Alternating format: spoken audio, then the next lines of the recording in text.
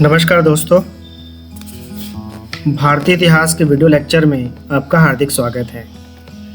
हम अपने पिछले वीडियो लेक्चर में आधुनिक भारत के इतिहास के विषय में पढ़ रहे थे और उसमें देखा था कि किस तरह से अंग्रेजों ने पूरे भारत को अपने अधिकार में कर लिया था।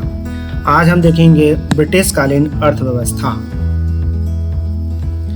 अब ब्रिटिश कालीन अर्थव्यवस्था को हम 3 चरणों में बांट सकते हैं: वाणिज्यिक चरण, वाणिज्यिक पूंजीवाद चरण और वित्तीय पूंजीवाद चरण। इस चरण का विकास होता है 1757 से 1813 के बीच में। वाणिज्यिक पूंजीवाद चरण का विकास होता है 1813 से 1858 के बीच में और वित्तीय पूंजीवाद का जो विकास होता है वो 1858 टू 1947 के बीच में होता है। इस विषय में डिटेल से आर.पी. दत्त ने अपनी पुस्तक इंडिया टुडे में लिखा है। कॉलोनाइजेशन या उपनिवेशवाद का मतलब समझ लेते हैं। इसमें होता यह है कि जो विजेता देश है, सपोज ये विजेता देश है, ये पराजित देश है, तो पराजित देश के संसाधनों का वो अपने अनुकूल प्रयोग करने लगता है। मतलब पराजित देशों के संसाधनों का इस तरह से प्रयोग करता है कि उसे अधिक से अधिक लाभ की प्राप्ति हो। तो भारत भी धीरे धीरे ब्रिटेन का उपनिवेशवाद बनने लगा और जिसकी वजह से हमें ये 3 चरण दिखाई देते हैं। अब जो पहला चरण था वो शुरुआत होता है 1757 से 1813 के बीच में। 1757 में जैसे कि पता ही है कि 2 प्रमुख चीज़ें हुई। पहला 1757 में सबसे महत्वपूर्ण चीज़ हुआ था कि प्लासी का युद्ध हुआ और इस युद्ध में ईस्ट इंडिया कंपनी की विजय हुई।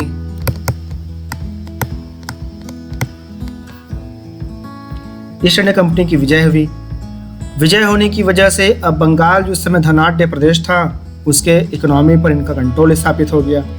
फिर बाद में इसी बीच में 1764 में भी युद्ध हो गया बक्सर का और इस युद्ध में भी क्या हो गया, इनकी विजय हो गई, जिसकी वजह से 3 क्षेत्र मिल गए: बंगाल, बिहार और उड़ीसा। यहाँ की उन्हें दीवानी मिल गई, मतलब टैक्स कलेक्शन करने का अधिकार मिल गया। तो इसकी वजह से क्या हुआ कि अब ये भारत में प्राप्त पैसे से ही भारतीय सामानों को खरीदते थे और भारतीय सामानों को खरीद के उसे ब्रिटेन में निर्यात कर दिया करते थे। इस तरह से भारत को इस फेस में किसी भी तरह का ब्रिटेन को निर्यात करने से फ़ायदा नहीं हो रहा था। अपितु जो ईस्ट इंडिया कंपनी के गुमास्ते थे या एजेंट थे, वो हस्तशिल्पकारों के ऊपर या जो कच्चे माल प्रोवाइड करते थे, जैसे कॉटन हो गया, कच्चा माल प्रोवाइड करते थे, तो उनके ऊपर दबाव बनाकर बहुत सस्ते दामों पर वस्तुओं को खरीद लेते थे, जिसकी वजह से जो यहाँ के जो निर्यातक थे या यहाँ के जो उत्पादक थे उन्हें बहुत कम लाभ होने लगा। कई बार तो ऐसी स्थिति भी हो गई कि उन्हें लाभ ही नहीं होता था, वो हानि पर बेचने पर मजबूर हुआ करते थे। तो इस तरह से इस क्षेत्र में ईस्ट इंडिया कंपनी ने बहुत ज़्यादा लाभ कमाया और इस लाभ की वजह से वहाँ पे 1757 से 1813 के बीच में औद्योगिक क्रांति हुई। औद्योगिक क्रांति के लिए औद्योगिक क्रांति हुई और औद्योगिक क्रांति के लिए 2 चीज़ों की आवश्यकता होती है, एक तो कच्चे माल की और दूसरा निर्मित सामान को डंप करने के लिए या बेचने के लिए बाजार की। तो इस वजह से अब 1813 के आसपास यहाँ पे मांग उठने लगा कि अभी तक जो भारत के साथ व्यापार करने के अधिकार ईस्ट इंडिया कंपनी के पास है, उस व्यापार में दूसरे कंपनी को भी भागीदारी प्रदान की जाए। तो इस तरह से 1813 के से लेके 1858 के बीच में भारत में उपनिवेशवाद की दूसरा चरण प्रारंभ होता है, जिसे वाणिज्यिक पूंजीवाद कहते हैं। अब इस चरण में क्या हुआ? इस चरण में हुआ कि भारत के ऊपर एक तरफा मुक्त व्यापार थोप दिया गया। अर्थात जब भारत से कोई सामान ब्रिटेन जाता था तो उसके ऊपर बहुत ज़्यादा कर लगाया जाता था, आयात कर लगाया जाता था, जिसकी वजह से भारतीय वस्तुएं ब्रिटेन में महंगी हो जाया करती थी। और जब ब्रिटेन का सामान भारत में बिकने के लिए आता था तो उस पर बहुत नाम मात्रा का टैक्स लगाया जाता था, जिसकी वजह से जो भारतीय सामान है, भारत में जो निर्मित सामान है वो महंगे हो जाया करते थे, और अंग्रेजों के द्वारा जो निर्मित सामान है, अंग्रेजों के द्वारा निर्मित सामान वो भारतीय सामानों की अपेक्षा सस्ते हो जाया करते थे, जिसकी वजह से भारतीय सामान की मांग कम हो गई और अंग्रेजी सामान की मांग बढ़ने लगी। और साथ ही में इस काल में सबसे महत्वपूर्ण चीज ये हुआ कि रेलवे का भी विकास हुआ। तो रेलवे का विकास होने की वजह से क्या हुआ कि अब रेलवे जो है भारत के सुदूरतम क्षेत्रों तक पहुंचने लगा, जिसकी वजह से ब्रिटेन के कंपनियों में बना हुआ निर्मित सामान भारत के कोने कोने में पहुंचने लगा। और इसकी वजह से जो हस्तशिल्पकार थे उन्हें बड़े पैमाने पर नुकसान होने लगा। तो जिसकी वजह से भारत में विउद्योगीकरण की प्रक्रिया प्रारंभ हुई, अर्थात यह प्रक्रिया उद्योगीकरण के विपरीत होती है। जब कृषि क्षेत्र से कोई देश औद्योगिकरण की ओर जाता है, उद्योग की तरफ जाता है, तो उसे औद्योगिकरण कहते हैं। लेकिन जब कोई क्षेत्र उद्योग से कृषि की तरफ जाने लगता है, अर्थात उद्योगों का नुकसान होने लगता है, उद्योग बंद होने लगते हैं, तो उस प्रक्रिया को हम विउद्योगीकरण कहते हैं। और विउद्योगीकरण का कारण क्या क्या था? कारण यही था कि एक भारत के ऊपर एक तरफा मुक्त व्यापार को थोप दिया गया था। दूसरा प्रमुख कारण था रेलवे का विकास था।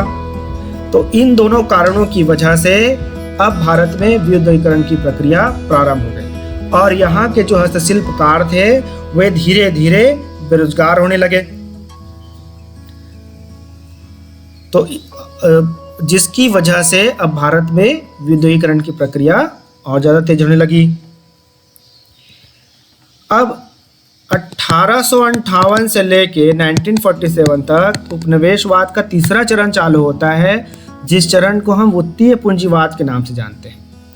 इस चरण में अब क्या हुआ? इस चरण में यह हुआ कि 1757 से लेके 1857 के बीच में ब्रिटेन बहुत धनाढ्य देश बन गया, जिसकी वजह से यहाँ के पूंजीपतियों के पास एक्स्ट्रा या सरप्लस पैसा बचने लगा, पूंजी बचने लगा, जिसको वो किसी ऐसी जगह पर इन्वेस्ट करना चाहते थे जहाँ अधिक से अधिक लाभ की प्राप्ति हो। तो इसीलिए इसी दौरान ब्रिटिश गवर्नमेंट ने यह तय किया कि भारत के कोने कोने तक रेलवे को पहुँचाया जाए। इसीलिए उन्होंने रेलवे पे धन लगाने पर 5% रिटर्न की गारंटी प्रदान कर दी, जिसकी वजह से जो विदेशों का जो ब्रिटेन की जो पूंजी थी अब वो भारत में आने लगी। लेकिन इसकी वजह से भारत को बहुत ज़्यादा कोई फायदा नहीं हुआ। क्यों फायदा नहीं हुआ? क्योंकि पटरी से लेकर इंजन तक के सारी चीज़ें ब्रिटेन से हम आयात करते थे, जिसकी वजह से भारत को कोई खास बेनिफिट हुआ नहीं। दूसरी बात, यहाँ कोई उद्योग भी नहीं थे जिसके सामानों को रेलवे के द्वारा दूर दूर तक पहुँचाया जाता और उससे लाभ की प्राप्ति की जाती। जो भी सामान को पहुँचाया जाता था सारे के सारे ब्रिटिश सामान हुआ करते थे, इसीलिए भारत को विशेष फायदा नहीं हुआ। और इसी बीच में भारत में छोटी मोटी बहुत सारी कंपनियां खुलने लग गई, कुछ कंपनी अंग्रेजों के द्वारा और कुछ कंपनी भारतीयों के द्वारा। अब अंग्रेजों के द्वारा ऐसी कंपनी को खोला जाता था जिसमें जो ब्रिटेन के साथ किसी भी चीज़ों ब्रिटेन की कंपनियों के साथ कंपटीशन ना कर पाए। साथ ही में यहाँ पर कोई वृहद उद्योग भी स्थापित नहीं किए गए। क्यों? क्योंकि भारत जो था ब्रिटेन का उपनिवेशवाद था, और उपनिवेशवाद का मतलब ही होता है कि पराजित देश के संसाधनों पर विजेता देश इस तरह से प्रयोग करता है उसके संसाधनों का कि उसे अधिक से अधिक लाभ की प्राप्ति हो। अगर भारत में उद्योगों का विकास करने दिया जाता या किया जाता तो स्पष्ट रूप से वह ब्रिटेन के उद्योगों के साथ प्रतिस्पर्धा करने लग जाता, जिसकी वजह से ब्रिटेन की इकोनॉमी डाउन भी हो सकती थी, या डाउन भी नहीं होती तो उसे प्रतिस्पर्धी होना पड़ता। इसीलिए यहाँ पे ऐसे उद्योगों का विकास किया गया जो ब्रिटेन के उद्योगों को टक्कर ना दे पाए। तो इस तरह से भारत में उपनिवेशवाद के 3 चरण थे। अब इन 3 चरणों की वजह से हुआ क्या? इन 3 चरण करने की वजह से सबसे महत्वपूर्ण चीज तो यह हुआ कि ग्रामीण अर्थव्यवस्था पूरी तरह से चौपट हो गई। दूसरा चीज ये हुआ कि यहाँ का हस्तशिल्प उद्योग पूरी तरह से बर्बाद हो गए। तीसरा चीज़ ये हुआ कि यहाँ पे बेरोजगारी की दर बढ़ गई, भारत की जो राष्ट्रीय आय थी वो कम हो गई, भारत का निर्यात में जो कंट्रीब्यूशन था वो कम हो गया।